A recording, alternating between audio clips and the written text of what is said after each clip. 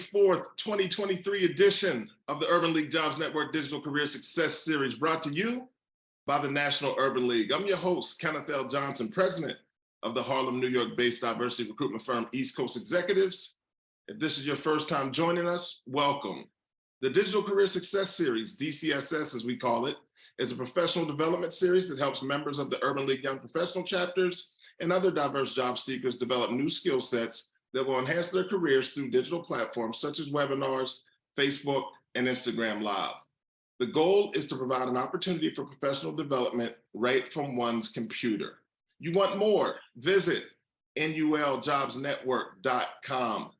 Today's Digital Career Success Series, Empathetic Leadership, Lead with Empathy and Empower Others, features two individuals who I admire greatly. It's going to be an amazing day. We got Alfred Ojukwu and Nakia Owens. Alfred is a surface specialist and co-chair of the Blacks at Microsoft, ERG, and Nakia Owens, president, CEO, Campaign for Working Families out in Philly. You know what? If you're in the chat, all my people from Philly, please check in with us. All the people from Microsoft, I know you're out there because I saw you when Alfred posted this on LinkedIn. You guys did a great job supporting it. Alfred, what's going on? How are you, my friend? Living the good life, man. I'm doing great, and great to be on here with you. And just to make some clarification, it's Ojukwu. Ojukwu, and, yes. For those that don't know what that means, Ojukwu means those who have power, that person which is power. It's a Nigerian name, so just want to make sure we pronounce it correctly. So we got the right person on here because we're talking about empowering people. Right? So let's do it. Hey, so Alfred, if you can, just please share a little bit about your background with the audience. Awesome, thank you. Alfred Ojukwu, for those that don't know who I am, I've lived in a number of different places, but just to keep it short, I went to an HBCU, Lincoln University of Missouri. Very proud of what I've done there. I'm one of seven in a large family. I also went to University of Missouri for public policy administration, and now I work for a pretty small firm called Microsoft, and do a lot of work with diversity inclusion within Microsoft. And currently, I'm a co-chair for the Blacks at Microsoft organization. I'm very involved in a lot of community work, a lot of small leadership work as well. And I do some work with NSBE, National Society of Black Engineers, in the HISIG, in the health and information sciences space as well. As a service specialist, I work with a lot of customers, healthcare customers, providing hardware solutions for hospitals and many of our providers in the Northeast. So I'm a man that wears many hats, but also excited to kind of share my experience in leadership and what we've done so far and what we're going to continue to do.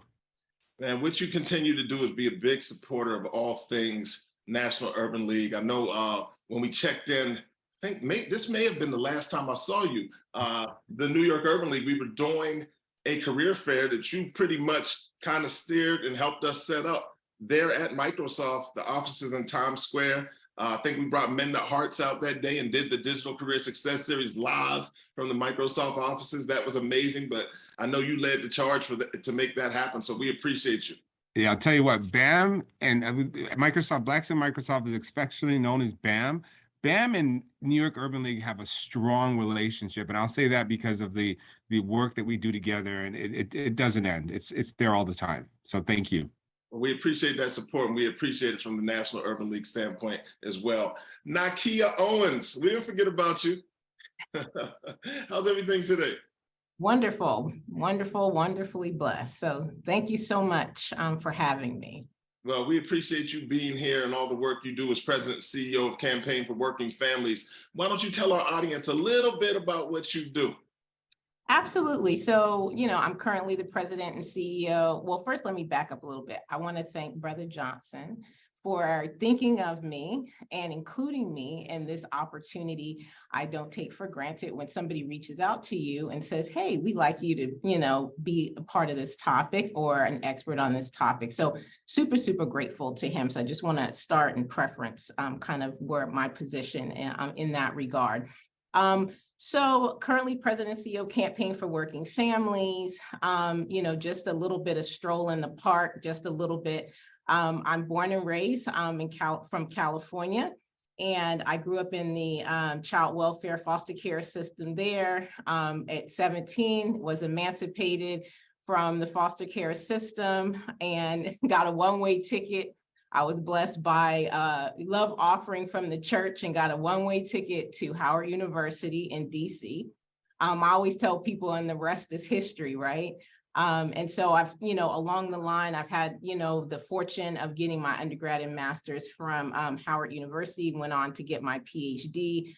Finished that in 2005, and along the way and in various, places, living in Atlanta and Houston, Texas, and then here in Philadelphia, Pennsylvania, had the opportunity to work in a, host of arenas, the human service arena, research arena, education arena.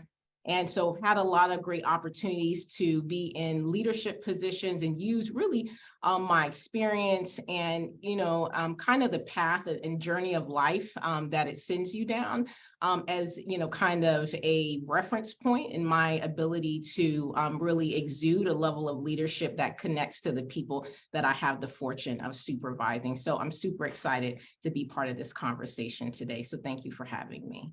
Man, we're excited to have you. I'm looking in the chat. People are saying amazing story. Oh, my people from Uniontown, PA, that's the home team. They're here in the chat as well. Look, people are saying amazing story.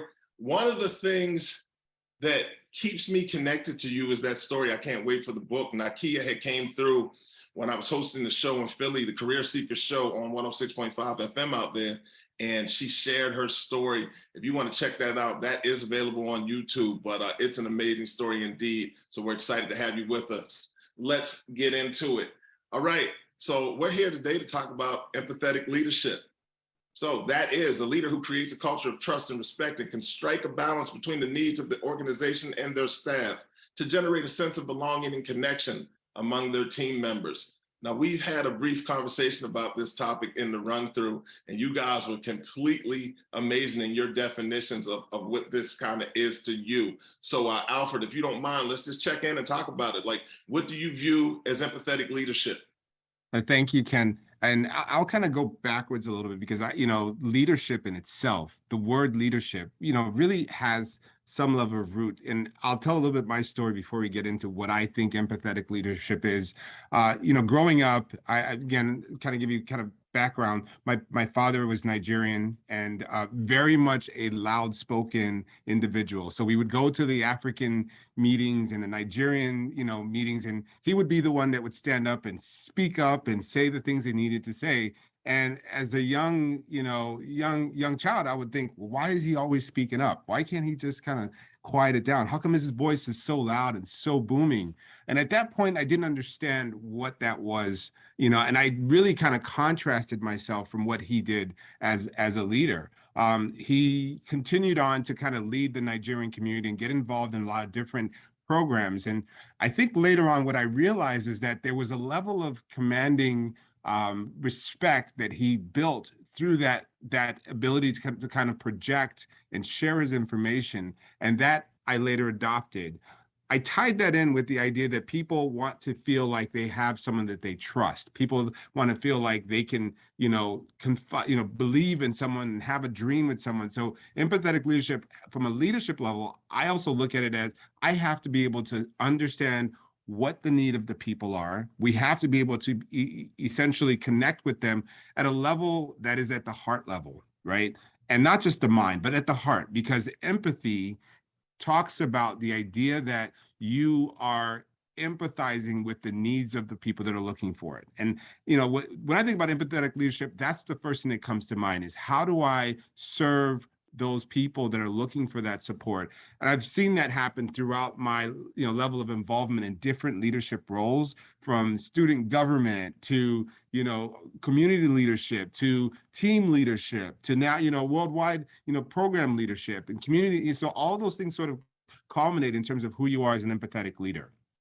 You know what, I was going to save this question for later, but let's just tap in now real quick. So I know that you characterize Microsoft as a small situation that you're involved in or whatever, but how many people globally are in BAM? Yeah, great question.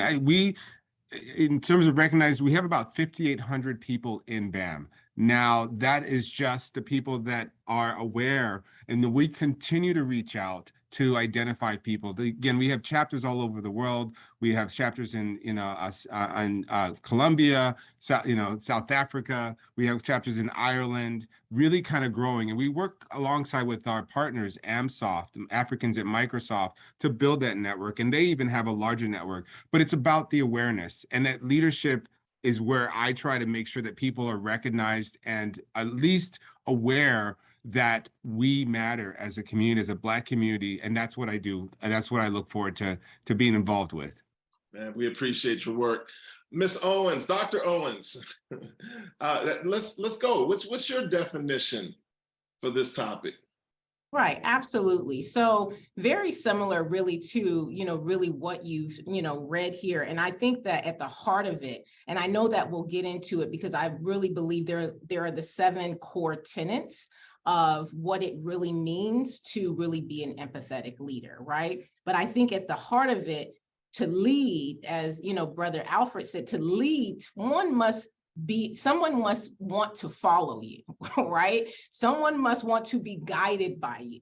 Someone may want to have a need to follow you or to go, to be led by you. So I think at the heart of it is that you have to have followers. Let's just like set the stage right there, right? And then you get to the empathetic part where you're creating with those individuals that want to be guided and want to be led by you and that are following you, is that you're creating a culture that is of trust and with respect, with respect. And so it's the energy also that you bring to the table that creates that culture, right? But at the heart of it is your ability to have other individuals that want to be led and guided by you and that will follow you, right? And then you have those, which we'll get into it, those 7 core tenets that I believe that help to create the kind of culture and set the stage and the energy that you want to create in terms of leading your team or leading whatever it is that you're doing. But you have to, in order to lead something, if no one wants to follow you, you're not leading anything. So you need to, be able to be in a position where people want to be led by you and follow you. Speaking of setting the stage, we have the best stage setter there is, Dory Brown and the Urban League Jobs Network team. They have the 7 tenets here for us to discuss. So next slide, please. All right, 7 core tenets of embodying empathetic leadership. I'm just going to throw the word out and then we're going to discuss it as you see it being pertinent to this conversation. Authenticity. Alfred, I'm going to chime in with you. I think it's being who you are every day, every time you step on stage, every time you have to lead someone. And sometimes it's especially when you're not. So authenticity for me, when I think about it from a 7 core tenets of embodying empathetic leadership, is really letting people know that you are no different than they are. You are learning from your experiences and you're teaching from your experiences. That authenticity means I am going to be able to reach out to you and say, hey, how are you doing today? How is your day going? Did you have something that you ran up against that you need help with? Or have a leadership meeting and say, hey, we failed. We didn't meet this number. We didn't, achieve our goal, but we can still move forward and keep going and work towards it for the next month or the next 2 months. So authenticity for me is being able to openly say, we are in this together. This is a journey that we're going after. And that means I need you to let me know when you're struggling or not struggling, and I'm going to do the same thing. Got it. So Nakia, let's talk about this. So I'm thinking about kind of Alfred's role in working with professionals, right? And your title kind of gives I know you're president and CEO, but you're working with families. So your constituents probably cover the gamut as far as age is concerned. So let's just talk about how you kind of show up and lead in an authentic way. Absolutely. I think part of it is, one, being genuine in your authentic self, right? I think the other part is a level of humility that I know that we'll speak about that, but it really feeds into that. When you're dealing with individuals that are twice your age, could be your grandparent, could be your parent. I think there's a level of vulnerability that comes with that, right? So you're your transparent self, you're genuine, you're authentic, but there has to be a level of vulnerability in that space if you're being authentic and you're working with different groups at different levels. For example, like, when I was leading an education project from the state, you're dealing with your, state officials from, if it's, for me, it was the governor, it was special initiative of the governor. You're dealing with the governor, you're dealing with the secretary, you're dealing with the superintendent, you're dealing with the principal, you're dealing with your staff on the ground, and then you're dealing with the student, right? So on every single level, really, you need to be able to be genuine. You need to be transparent. You need to have a level of vulnerability, in who you are. And an individual based on, who your authenticity shouldn't be like, oh, well, they're the president and CEO, I mean, you should be able to, connect with them in a way that really speaks to the individual as well. You're on mute. Alfred, I'm thinking about some of your work, and I'm looking at the next tenet, being trustworthy, and you're working with people kind of in their careers, and often people have agendas, right? So how do you keep your credibility as being trustworthy in that setting? It's the smile. We'll just start with the smile. I think I use the word authenticity, genuineness, and trustworthiness. I think when I show up, and I work out of the New York office in 11 Times Square, and if you ask anyone that works in the office with me, when I show up and they see me, we start with a smile. We start with a connection of who are you, what's going on in your life. And where do we leave off, right? So Ken, when we connected again, it was checking in. Where do we leave off? And for me, that is that beginning of that trust that says, I know who you are, you know who I am, and we have a relationship that says, I am going to help you regardless of what's going on, right? And so part of that for me is, as a leader in this space, there's a lot of responsibility because people want answers. People want results. People want to feel like you can share with them what's important, what they need to hear. So in some ways, as a leader, you learn to balance the communication to the people that deserve that level of trust, and also ensure that the right people are getting the right information. There are some things that CEOs, CTOs, CIOs may not share about the organization, but if there's a level of trust with the right people, that information is essentially opened up and shared appropriately. You've got to manage your business. You've also got to manage your relationships with each of your employees, as well as each of your team members. So trustworthiness comes from knowing your audience, knowing your team members, knowing the people you work with, and knowing how to communicate to them effectively. I love it. I love it. Nakia, you had spoke about humility, and it took me back to, I guess, our first conversation, right? And I remember you telling me all the things that you were involved in. And I kept saying, well, basically, people are calling 411 in Philly, but they need to just call you. Like you were handling everything. It was amazing to me. And your humility and humbleness in that moment, you were like, well, it's the job, right? So let's speak to kind of how you operate consistently in that space. Right. So I think like humility comes with being able to, if the bathroom needs clean, you can do that. And then you can also sit at the boardroom table, right? And so I think humility comes in a number of different forms. And so I think with, the trust piece feeding kind of also into humility is that when you have staff or when you're working and leading individuals, they want to be able to know that you're not expecting them probably to do something that they wouldn't be willing to do themselves, right? So that's another part, I think, of humility is, being able to, what you're asking of your staff, what you're asking of your staff, is the same thing that you're willing to put out and do.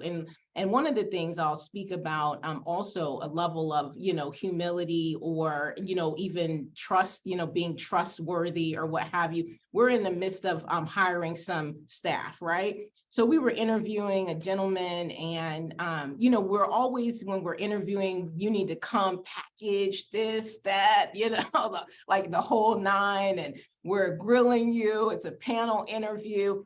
And then I said to the gentleman, I said, we've asked all of these things. We've told you what we want. We told you what we're looking for. We obviously selected you because we have certain, qualifications that we want you to meet. But what is it that we can do to be of service to you as an organization that would help you to feel better about working for the organization? Or what are things based on the position that we can do to better serve you? What are you looking for? And so that going into it, we know that, well, if he's looking for a professional development opportunity, if he wants to get a X, Y, and Z certification or what have you, we can make provisions for that. So it's not just about a level of humility. It's not just about what, we want from you, right? It's a two-way relationship. It's what can we do for you as well? And that's kind of how I, kind of fuel and feed my staff across the board. I want X, Y, and Z from you, but I'm also want to hear from you, and I want to be able to serve you in a way that's beneficial for you. And that's part of that respect. He must have knocked that interview out the park for the CEO and president to say, what can we do for you? That's the type of interview I want. I love it. I love it. So Alfred, I want to speak about this. I'm going to jump to emotional intelligence. And I kind of want to key this up from a Black man perspective, right? I was at a conference that Black Enterprise hosts last fall. And a piece of it was about emotional intelligence in your career as you're leading, right? And people kind of historically have looked at Black men and there's some dynamics that exist within that framework that question our emotional intelligence in a space because we're, and this is for Black women too, we're kind of fighting to prove our worth out here. Tell me kind of how you're balancing and showing emotional intelligence just across the board and all the stuff you're doing as you go out and serve as co-chair of BAM. Love it. Love the great question. And it's great to hear sort of that I'm not the only one that is challenged with that scenario. I love this specific one, emotional intelligence. I'm going to relate it to, some of the new technology that, Microsoft is essentially working to push forward, artificial intelligence. And compare and contrast it. Artificial intelligence says that, I'm going to use this automated tool to essentially tell me what I need to know, information I need to know. And that's going to help me be able to do what I do better because I'm inputting that data in. Emotional intelligence expects you to have that essentially built into your person and use that to understand what's going on around you and how people are feeling in a specific area or a specific situation. Yeah, for me, when I think about emotional intelligence, again, it's something that you develop internally because you start to pay attention to what's going around you, who's saying what, and really sort of, I would say, read the room, right? And as a Black man in the enterprise, we know that there are going to be multiple different people with different perspectives on what you can and can't do, what you can and can't control, what you are capable of doing one day versus the next. And the truth is, the one person that has control of that is you. And one thing I've learned in my day-to-day work is I can sit here and point and say, hey, I don't like the way you think about me. I think you should look at me a certain way because that is who I am. Or I can portray that experience and allow people to make that intelligent, assumption of who I am based on what I put out there. So emotional intelligence for me is a two-way street. It's what I put out there, and it's also what I pick up from the people around me in terms of connecting with them at a very, a very personal level. Like, who are you compared to who I am? And so that's what I love about emotional intelligence. It really is a self-tuned approach at understanding the people you work with and the challenges that they're going through. Now, I know, I mean, we may have lost him, but if I want to add a little bit more to that here, one of the things that I appreciate about emotional intelligence is that it comes with a story behind it. And the story is, I know that somebody's going through something because they've had certain experiences throughout their career, throughout their life. You know, they're walking into the office, maybe they're dealing with, you know, having to drop their kid off in the morning at 8 o'clock. Maybe they're dealing with a loved one that's in bed and they're challenged, you know, on a day-to-day basis. When they come in the office, that first thing, when I have a meeting with that team or that individual, some of those questions are going to come out. And so the questions I might ask is, how's your day going? What's going on with you? We might have a 5-minute, 10-minute chat just to check in, make sure that they're totally there. And that, in a sense, is that charge to prepare for that emotional intelligence and figure out, are there things that we need to be touching on that we haven't touched on? So I'm actually pass it over to you, Nakia. I know you're on as well. If you want to add to that as well. Absolutely. So I think the saying of first seek to understand and then be understood, right? I think that is part of a, significant piece as a leader in terms of emotional intelligence. The ability to understand where others are coming from first and before yourself, right? Putting self aside, being selfless, so that you can understand the position of others, being able to, people say walk a mile in somebody else's shoes before you decide to kind of cast, so to speak, the first stone. So I think that, emotional intelligence goes in many different angles, but I think first is really being able to be, know thyself, right? So I think you have to know thyself in order to first seek to understand, then be understood. I think you have to know thyself in order to understand that you may need to travel in someone else's shoes before, speaking on something, before yielding feedback. You may need to, walk away, in order to process what it is. And so all of those things fit into emotional intelligence. So when somebody's giving you, and I always say someone's giving you energy, and maybe it's like not the right energy, bad energy, then you need to really like take a step back, because I always learned the other thing was that when you respond with the same energy or worse that you're getting, kind of that's coming at you, you have given your power away at that point. Right. And so, you want to remain in the power position. And in order for you to remain in the power position, you need to act, emotionally intelligent, right? So you need to first seek to understand, then be understood. And I just believe that that's a really, really important in order for us to have emotional intelligence. It's not always, and most of the time, it's not always acceptable, especially for a leader, to respond to somebody in the like manner, especially if it's negative. Now, if it's positive, that's great, but we're talking about like being emotional intelligent, and part of being emotional intelligent is being able to, really regulate those emotions in a way that's positive, productive, and that doesn't yield your power and give your power to others. And that's what's happening, like, with road rage and this, that, and the other. Wait, I have road rage though, so I don't know. So you get like you're giving your power away to this person, and someone's like, oh, if I can get that, I can get, that so easily. What else can I get from this person? Right. So I always look at it in that way.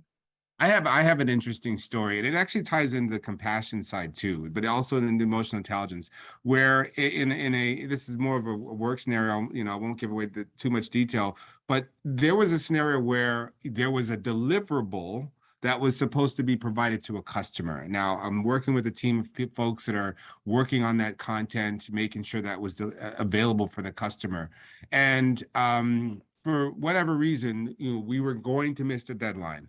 Let's say that deadline is Friday at 5 p.m. The concern at that point were, what's the customer going to think about us? How are they going to see us as an individual? And it got interesting because the team began to sort of question, our efficacy, how well we worked, whether or not we're going to meet the timeline. What were we doing for the last couple of weeks? Now, granted, we'd spent a lot of time putting our sweat and tears into the actual deliverable. what I realized at that time, it goes back to the emotional intelligence, is realizing that not everybody's going to be happy with what's happening right now.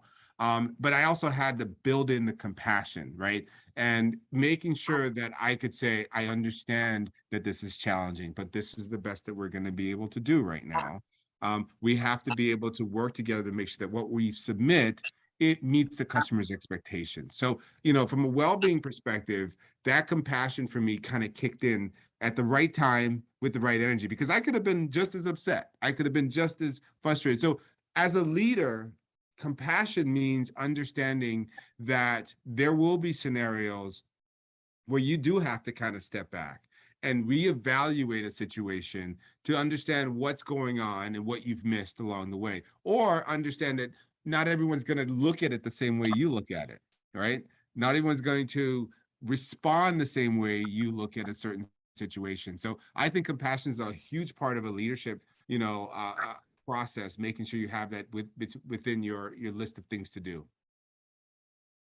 Absolutely. And I see that our Brother Johnson is back. Yeah, I apologize for that signal drop. I don't know, Nakia, did you get to check in on compassion? No, so, well, what I will say just about that, not in long-winded, is that, you really have to care about, others, right? And that's as simple as, really, it's really that simple. You have to care. You have to be kind, and you have to, be able to understand the well-being, and you want to make sure that you care about the well-being of, their welfare and what they're going through and what's happening. And I'll go back to it. It's selfless. As a leader, in all things that you do, when you decide to take on a certain position or you decide to step into a certain role, you have to decide to be selfless. And that's just part of the equation. What's funny, Nakia? I'll just add this piece here is compassion is obviously, it's same, like, just like you, I think it's a very important part of what we do. Sometimes what happens is, and I've built in this habit to reach out to people if I hadn't heard from them in a while, if I hadn't, had a chance to check in on them, and I'll say, hey, how's it going? What's up? And sometimes it comes across as, well, what do you want? Like, we all build these walls. And I think it's kind of with COVID and everything else that happened, we built these walls where we say, we sometimes look at someone just reaching out to say hello or hi or checking in on you almost as a defense mechanism. And I'm working on getting people to realize that we are human beings that need to connect and need to check in on each other. That, to me, is where compassion starts, especially when you can't sit side by side with someone all the time. And can I just add this too? I think presentation matters, right? Because, and how, and like people say, there's like, people have love languages, right? And so what you think is good, you have to really be attuned to the person, because maybe they don't like flowers, right? Or maybe they don't, maybe they don't appreciate it, being given to them in this manner, right? And so being part of that, like being selfless, and part of, like, really understanding and having the well-being of others, is also understanding what is good for them and what really works for them. And so, like you said, if you're reaching out and let's just say, this person, values, is a foodie, for example, maybe you need to invite them and say, hey, I haven't seen you in a while. Like, how about we hit up, XYZ restaurant. Popeyes, we do Popeyes. Yeah, whatever. Yeah, I'm telling you, whatever works, and bring a plate and nice, like, silverware and put it on there, right? So I just feel like, presentation within compassion matters, because what works from one person may not necessarily work for the other. And then that, which leads us into the next topic of being, like, flexible.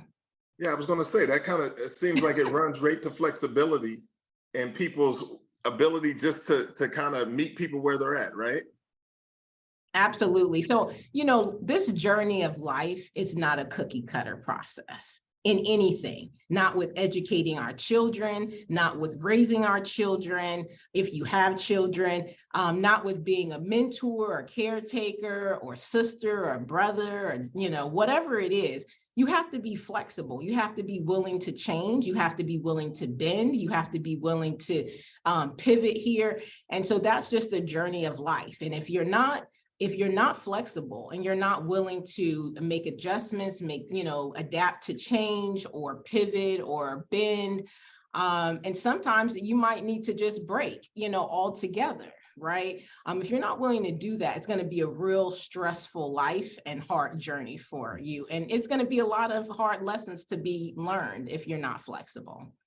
Now, I have a question. So how do you work on becoming more flexible? Like, how does someone gain that skill set? Right. So there's a book called Don't Sweat the Small Stuff. It's all small stuff, right? Mm-hmm. And so really the truth of the matter is, we all have an expiration date. Let me just I know that's drab, but it's true, right? And so most things that you get upset about, most things that you rant and rave about, or that you want to, that want to send you over the edge or whatever it is really not worth you getting upset about. It's not worth you being angry. It's not worth you not pivoting. The world's not going to come to an end. Nothing's going to happen like automatic drastically, obviously, unless somebody's going to die, for you to get upset about. Just change, pivot, make the adjustment. And, last week I presented at a conference in Atlanta, and the lady, they had gotten the rooms wrong. Matter of fact, that night they gave me somebody else's key. So I opened, the good thing, this is like a lesson learned. Make sure you go to a hotel, put that little lock on, because if they give the wrong key, you want to make sure the person doesn't walk in at like 1:30 in the morning. So they gave me the wrong key, and I go, up to the hotel. And so they had all this like commotion. And so the lady kept coming back and forth, and the gentleman, and this, that, and the other. And she said, how do you remain so calm with like everything? I just like want to do that. I want to be like that. And I said, ma'am, to be quite honest with you, you guys will figure it out. If you don't figure it out, that's fine. I said, because at the end of the day, nobody's going to die. There's nothing lost. And it's fine. It's not a big deal. And she was like, wow, can I get your LinkedIn? I was like, but all I'm saying is, it's like, you just, I think that like most stuff, it's just not worth being upset over or angry about, and getting crazy and giving away your power because you're upset or about something.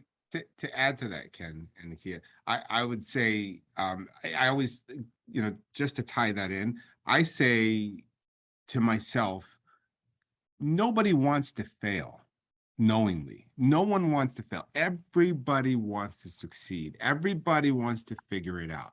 Now, we may not all figure it out in the same way, right? Everyone has their methodology, their approach. They might arrive at things at a later time. They might arrive at things before you arrive at things. That, to me, is something that within my organization and the things that I do, I've learned to sort of build into the learning of the community and the individuals and the leaders that are in that space. And we tie it into the concept of what we call a growth mindset, right? The idea that there's always room to learn. And a good example for that for me is, and this is more personal because we're doing a summer mentorship program for high school students. Now, we've always done it a certain way. X number of students, these days are in the office, these days are virtual, these days are visiting, different corporations. And we've stuck to that as this is the template that we're going to use.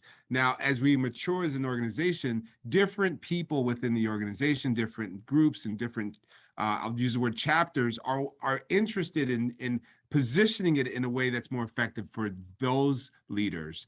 And, it takes a minute to say, perhaps maybe if we do it that way, potentially we could get more, interest. And I always have to go back and say, who are we doing this for? Why are we doing this program? What's the impact that it's going to have to our communities? And that's where the flexibility comes in, is understanding what the bigger cause is and how we can adapt to the people that are helping to put together the initiatives that are changing the world.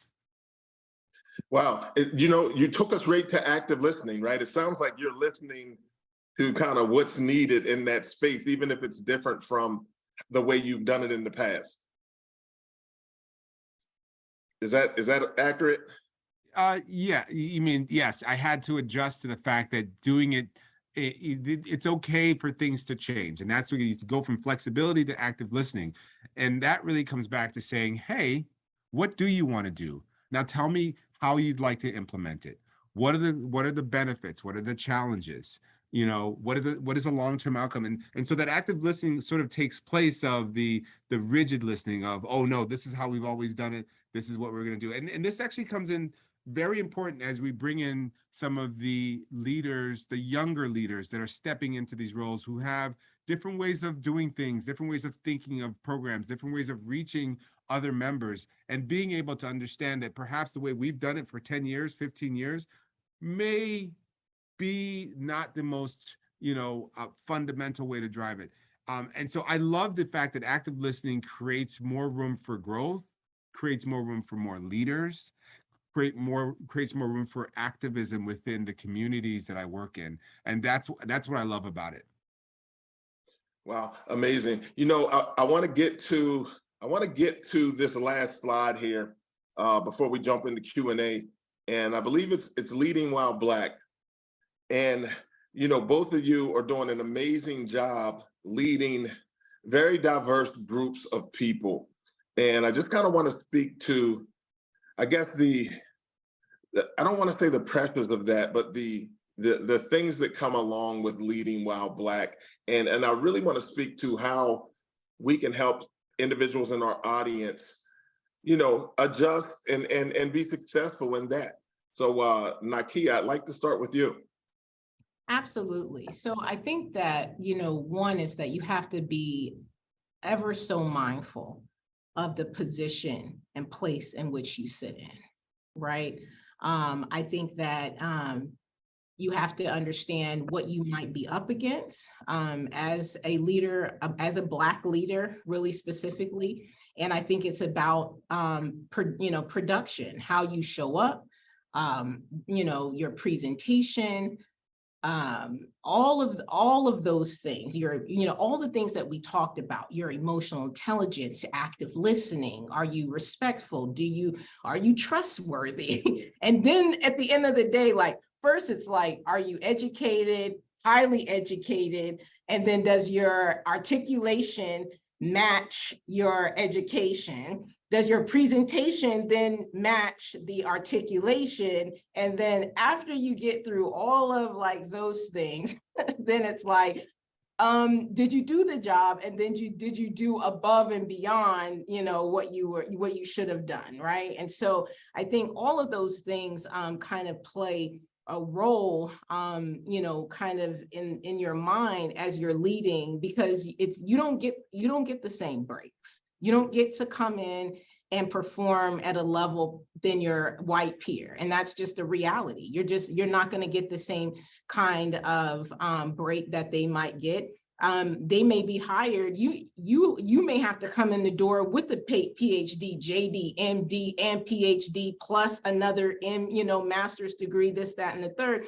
They could probably come in at a bachelor's and master's with very few years of experience, especially as a Black woman. We're the most educated in the entire workforce, and we get paid the least, right? And so those are things that you have to absolutely understand and command a certain response from someone, but you first have to show up in the right way, and you have to have the right presentation. And so I just want to, put out there, leading as a Black woman, you're never even going to get the kind of breaks that a Black man would even get, right? And so I just want to speak to that, because it is a real reality, and we absolutely have to produce, we absolutely have to show up. And I don't want to even bring up the article that the Inquirer printed the other day about talking negatively about Black leaders, which is quite the opposite of what was printed in that article. And so I just want to speak to, we come to the workforce highly educated, much more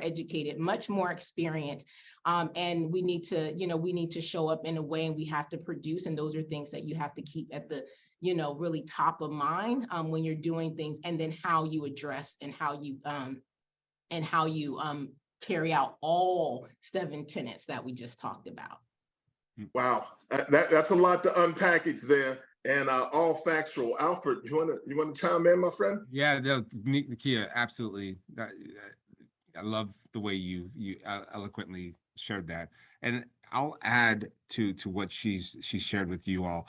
About 4 years ago, now, we worked with an organization called Sankofa. We were doing a D&I summit in New York, and the purpose of the D&I summit was to bring people together and talk about diversity, equity, inclusion, and why it mattered within the corporate space. And as we were beginning that planning, it was the Black community, the Blacks at Microsoft here in New York, trying to figure out what that program would look like, how it would be shaped, and where we started to hit the block was we kept looking at things from what would our counterparts want to see it look like, and we kept saying, well, we should do it this way. We should have this sort of programming. We should make sure that we're talking about these events and those things. And they kept pushing back. And what they said to us was, history has always been told by the victors. Why can't you be the victor? Why can't we be the victors? And we are the victors in this space. So when we talk about leading while Black, as a Black man, as a Black woman in this space, there is nothing that prevents us from being those leaders that we are, outside of assuming the role that you already have. If we think about kings and queens in Egypt, we were the rulers. We are the ones that own our destinies, our future. So when I think about leading while Black, it's innate within myself. It's innate within Nakia and Kenneth. And what we do is making sure that we stand out, not only amongst our communities, but the people that we serve and the people that are around us, and driving that from a story that says, this is our story and this is why it matters. So every time I work with our Blacks at Microsoft team, yeah, I want to make sure our audience gets the message, but I also want to present it from a way that says it's okay to have an Afrocentric view of the conversation. It's okay to talk about it from an African perspective, or a Black and African American perspective, because those are just as relevant. And we don't always have to put it in the, how did they say, the whitewashed approach. And that's the difference for me, is leading while Black is really you stepping up and owning your story. Can I just mention one thing also, while leading while Black, is that as Black leaders, we have to do a much better job of supporting one another, a much better job of doing that as Blacks in leadership positions. Yeah, 100%. I think, let's go there for a second. Where are you finding support in your leadership journey? Like, you're here, you're a leader at an organization, but you don't stand on an island. So kind of speak to how you're finding support, resources, groups, networking groups. Like, what's working for you, Nakia? Absolutely. So I will say that it goes back to a few years ago, and it was with the held under the Urban League, powered by United Way, and that was the Philadelphia African American Leadership Development Forum. That was absolutely instrumental in setting a cohort of Black professionals, executive professionals that came together. And ever since that, I've been a part of that. I was a part of that forum. It's probably been, I want to say, 4 or 5 years. The group has stuck together. We support one another. We build each other up. We get together as often as we can. We're always, especially, the brothers and sisters a part of the cohort, always, elevating and lifting each other up. But then there's also, I just want to give a shout out to Kelly Woodland at United Way, who's bringing the Blacks and, nonprofit executive leadership positions. And there's about 130, executive Black members a part of that group that get together and really find support kind of within that network. And so that's a part of the work that he's doing. So I just want to, lift him up and lift the Urban League up, really, for continuing to have that leadership development forum, which really connects you with other leaders that are like-minded. Wow, we really appreciate that. All right, so we're going to jump into Q&A because we're coming down the stretch. But Nakia, I need you to do me a humongous favor. I'm working from my phone, and I can't necessarily jump into the actual Q&A. So if you don't mind leading the Q&A session, I'd appreciate it. Absolutely. So the first is from an anonymous attendee. The first question is, would establishing psychological safety in the workplace fall under emotional intelligence? Establishing psychological safety under the workplace, establish emotional intelligence. I think I think that's a juxtaposition because in some ways you're hiding from who you are and what you're dealing with. In some ways, can you read that question one more time? Sure. Would establishing psychological safety in the workplace fall under emotional intelligence? Okay. And that's just talking about being able to protect your emotions, protect your, how you're feeling. And I think we all have to do that either way. To some degree, I don't walk in wearing my anger to work. I don't walk in, feeling like people owe me things all the time. In some ways, I've had to manage what is it that I'm here to do, right? What is it that I'm here to provide, and focus on the deliverables of the outcomes and how I want to make people feel when I'm done doing those things, right? So at the end of the day, the end question you have to ask is, did I accomplish what I set out to do at the beginning of the day? How did people feel about what I did? What did I do to change things for the better in the environment that I am in? Again, this goes back to the idea of emotional intelligence. You are still going to have to go home and deal with any sort of psychological trauma or situations you do. And that's going to come in with meditation, wellness exercises. Again, it's Mental Health Wellness Month. So very important for you to kind of manage that as well on your own, and also find ways to do it separately. But when you're in the midst of a leadership role and supporting people, you've got to bring the best part of you forward as much as possible and deal with everything else when you have the time as well.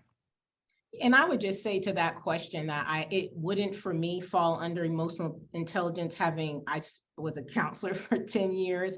And I think that they're two separate things, because you may not, let's say that, the person may be, psychologically safe based on X, Y, and Z for that moment. But then, something else may trigger it or whatever. I don't think that the workplace is necessarily the space and place for establishing certain psychological safety if the person is dealing with other things that are perpetuating, no matter maybe what you do, they're just not psychologically safe. Maybe they have over anxiety and this and that, and so I think it's two separate things that we're speaking to. So I would not put that under emotional. You need to get that straight and then come in, and so you can be emotionally intelligent. Hey, Nakia, real quick. So while you're searching another question, Alfred, I want to speak to you about this, because just with your tenure there and then working with, the ERGs and BERGs, I would imagine that sometimes you're presented with things that you're like, okay, this isn't the conversation for this space. I need to take this somewhere else in the organization. Does that happen? Oh, all the time. And again, I'm going to put this book out here. I have it with me. It's called Say the Right Thing. It's by Kenji Yoshino. Great book. It talks about how to have those conversations around identity, diversity, and justice in a diverse workforce, both with the Black ERGs as well as with all of the ERGs. There is a session that I do called Introspection into Colorism. We used to call it I Don't See Color. Somebody didn't like the title, so we changed it to Introspection to Colorism. But it really goes into how do we deal with, perspectives. People will have different perspectives on how we should be addressing a specific scenario, or may not like the way we're bringing it. And I think it goes back to, we always say, know who you are, know what you stand for, and make sure people understand that that's what your cause is, with respect to their causes as well. So within my space at Microsoft, I've had to basically establish who, and BAM is the oldest ERG at Microsoft. I think it's 1989. We've been around for a long time. So in fact, in the industry, we're probably the oldest ERG out there. And this was in a time when, people weren't thinking about, corporate America, Blacks in corporate America, and we formed BAM. But with that, what happened is all of the other ERGs built their presence because of what we were doing. In some ways, we are leaders in this space.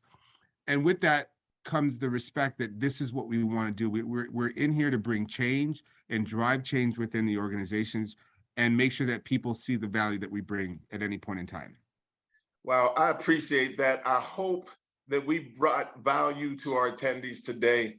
I want to say thank you to both of you for being such gracious guests. I apologize for the technical difficulties on my end, but I know you guys did an amazing job in my absence, and it just consistently means that I'm selecting the right people to come on the show because you guys really delivered on this topic. Thank you so very much, Alfred and Nakia. If you want to connect with Alfred, I know he's active on LinkedIn, but as you can see, he's running around the globe, so it might take him a minute to get back to you. But he'll definitely get back to you because I reach out to him there constantly. Alfred, thank you so very much for joining us. Any closing words on your end? Be your authentic self. I'm just going to say that. I love that. And I think the key here is I would encourage every one of you, there's a little bit of a leader inside of you. There's a little bit of an empathetic leader. There's a lot of empathetic leader inside of you, and you've got to find it and let it shine whenever you can and make sure that you're supporting others. We're all in this together, and I'm here to help wherever I can. I love it. Dr. Nakia Owens, always a pleasure. Listen, please check out that interview on the Career Seeker Show. It's on YouTube if you want to learn a little more about Nakia. But she is running an organization, but she's active on LinkedIn and always willing to give a hand. Nakia, thank you so very much for just being you and joining us today. Any closing words for the audience? I would just say continue to lead. We need more strong Black leaders. We need strong leaders. We need leaders who are in positions to make really formidable, transformational, impactful, meaningful change. So be that leader, and let's continue to support one another and lift each other and continue to lift each other up. And thank you so much for the opportunity. We appreciate you so very much. Look, if you want to stay connected with me, you can get me on all platforms. So it's easier just to go to eastcoastexecutives.com. We're active out here, man. The Urban League Jobs Network Digital Career Success Series. We did it again, but we will do it again. All right, coming up, it's for the culture. It's kind of why we do this, right? For the culture, we have great guests coming through, but just want to let you know the culture can mean anything. Are they the culture for you? We're going to talk about corporate cultures with some professionals in the space. You'll receive additional information about that, but that takes place June 7th, same time, 12 p.m. here on Zoom on the Urban League Jobs Network Digital Career Success Series. I'm excited because Dr. Vaughn, and he wrote the book on workplace culture. So please tune in, register for that. We're excited to have you guys on the 7th for that conversation. My name is Kenneth L. Johnson. Again, I'd like to thank Alfred, Nakia for just doing what they do and giving their time to our Urban League audience today. Thank you so very much for the Urban League Jobs Network team, Dory Brown and company, delivering and pulling us through. Also for Wanda Jackson for believing in this mission at the DCSS. We're excited to have you. National Urban League, stay in touch.